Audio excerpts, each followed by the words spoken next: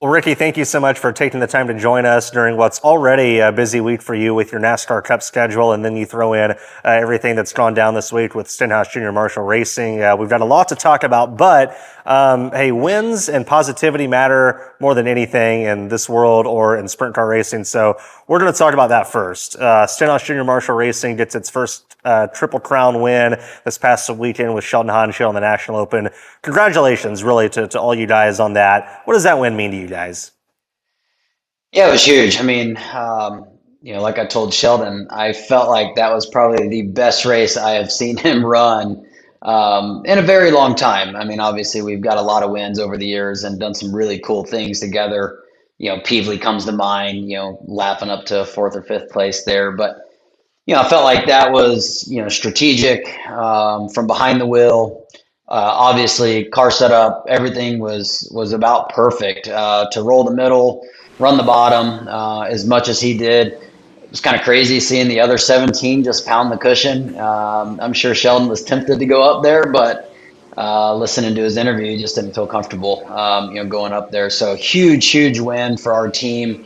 That makes it, I think, 45 wins together with Sheldon and NOS Energy Drink. So really, really special to get a crown jewel event. And I know Sheldon, wants the other crown jewels just as bad, but I would say Williams Grove we've actually been the closest to. Williams Grove isn't that high on my list of a racetrack.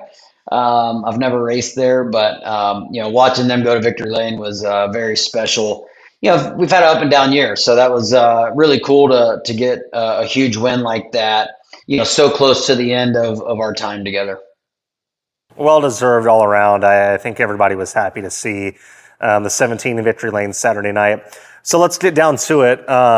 News breaks on Sunday, and I don't know exactly who it was that put it out first. It kind of started with some rumblings that made its way public about Kyle Ripper, the crew chief for the 17, who's been with Sheldon and the crew chief of that car for several years, being fired, being let go from his role Sunday morning, Sunday afternoon, shortly after that win. Is that what happened? Was he let go? And what exactly led to that decision being made right after they win the National Open? Yeah, I mean, that's for sure what happened. But this goes back to probably Knoxville time. We kind of heard rumblings of, Sheldon and Ripper putting their own, kind of thing together. And so, at the same time, Richard and I started, talking about what we wanted to do for our team. I felt like for us to give Sheldon the best shot to go win a championship, we were looking at making a change in the crew chief position. I know Sheldon and Ripper are boys, and they've been tight, from day one and had great success, but we had a lot of inconsistencies. And so, we know to win a championship, you have to average a fifth place finish. And we haven't been able to do that. We've kind of been fourth in the championship, fifth, sixth, kind of a right around that top five, but really haven't broken through to, contend for a championship like we wanted. And, so we heard those rumblings and, so we kind of got on the look for ourselves of a crew chief is where we kind of started. And then, when we talked to Sheldon, he said him and Ripper are moving on at the end of the season. And so, Richard and I at that point, we didn't want to blow everything up. So we said, hey, let's finish out the year. Let's go win as many races as possible. And obviously, Williams Grove being one of those. So, but then, we hired a crew chief. Kyle Pruitt's going to be our crew chief, as everybody knows now. And, when he was let go from Shark Racing, it gave us an opportunity on the NOS Energy Drink 17 team to start preparing for 2026. In this championship, we're not going to catch fourth place. We're not going to fall back to sixth. So, 2026 starts now for our team. We've got a lot of parts to order, things to get organized. And I can't put Kyle Pruitt in there to do that, with them still racing, out of our shop. And so, Richard and I talked about a week and a half ago when Kyle's news broke out that he was not employed to like, hey, how can we transition this? And the best way possible I felt like was get him in our system and start working. So Richard and I kind of came up with a scenario that we felt like was going to be best for our team and kind of a smooth transition. And I was going to call Ripper, Saturday night after the race at Williams Grove and tell him, hey, we appreciate it, but we're going to do something different and explain to him why.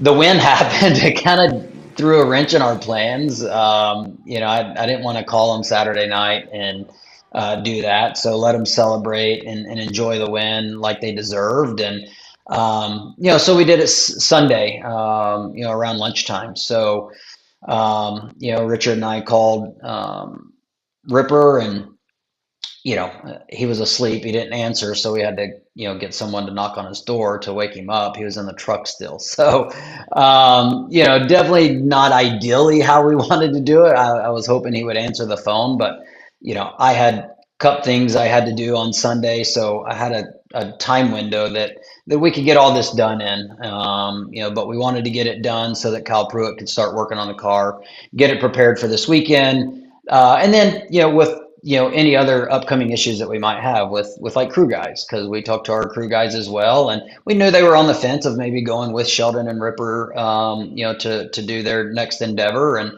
so we knew that when we made this change that was a possibility, and so we've got things lined up to move forward, and we just felt like it was best for us and our team. We definitely didn't wait till they won and said, hey, let's call them and fire them.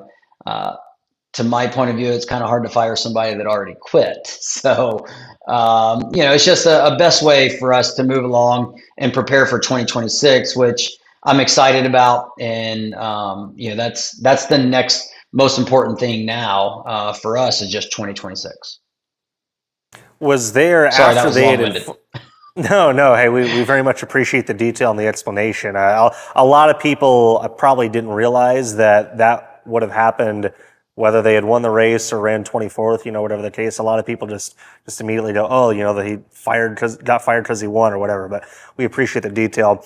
After they informed you that they were not going to be back in 2026, they kind of struggled in the weeks between then and the Grove. Was there any kind of bad blood or anything going on behind the scenes that you think may have affected their performance, out in California or anything like that, that maybe even boiled up to your decision in letting him go after the National Open?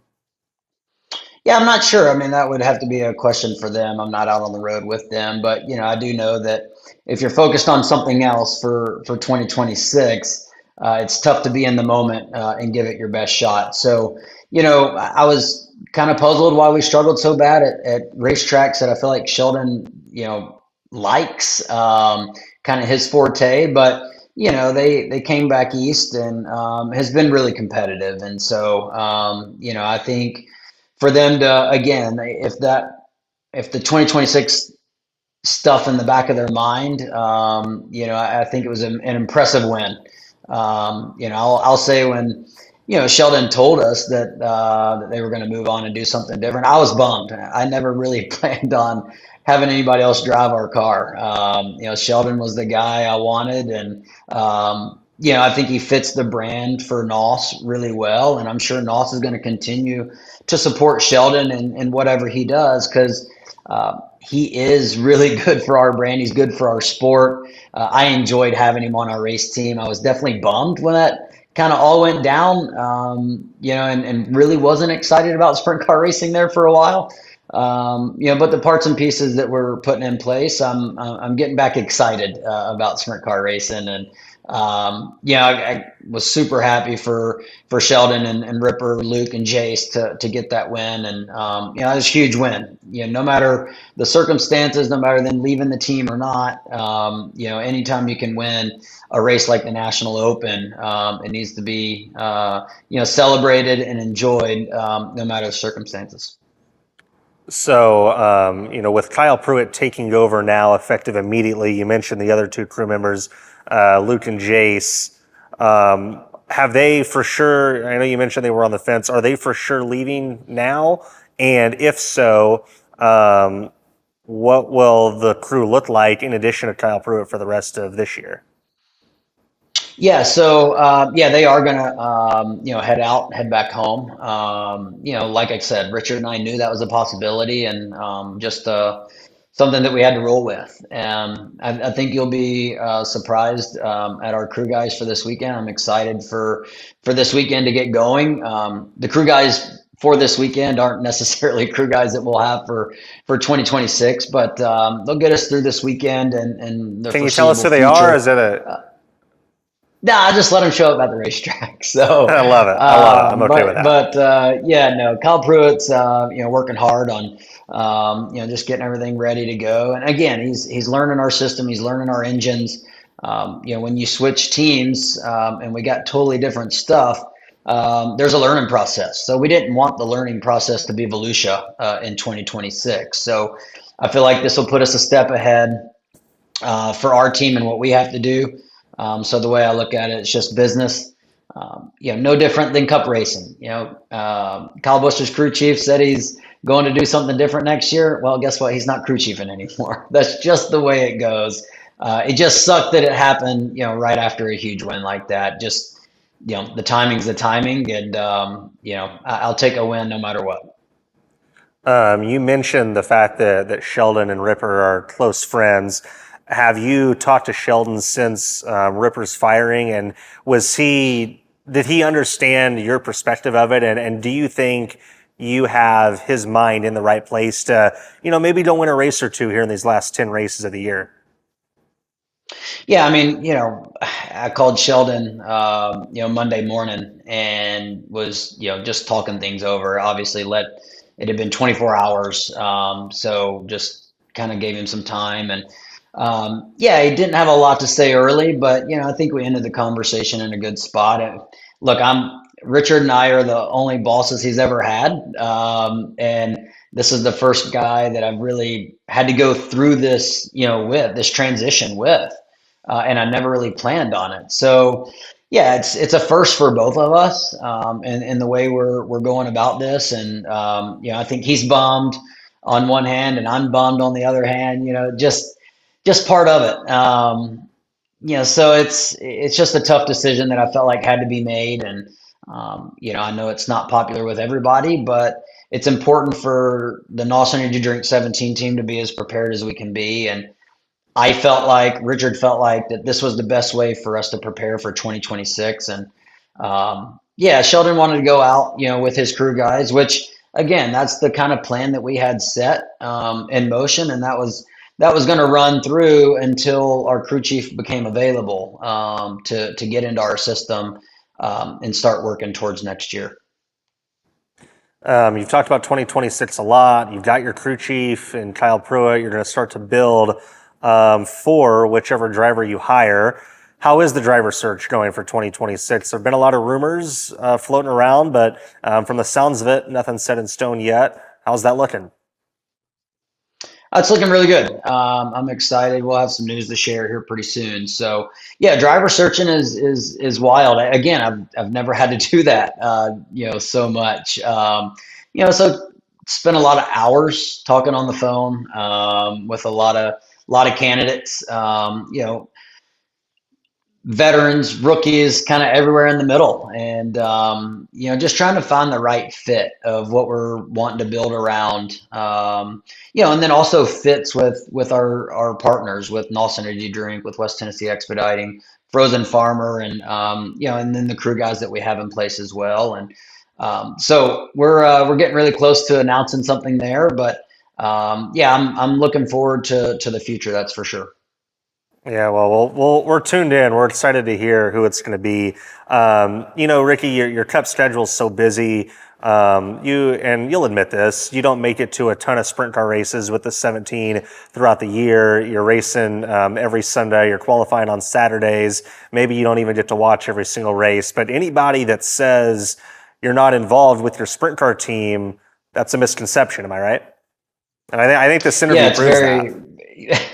yeah, very misconception. I talk to the guys weekly. We have weekly calls, team calls. Throughout the years, I would say on a handful of times, I would be talking to Ripper 2 or 3 times a week, Sheldon 2 or 3 times a week.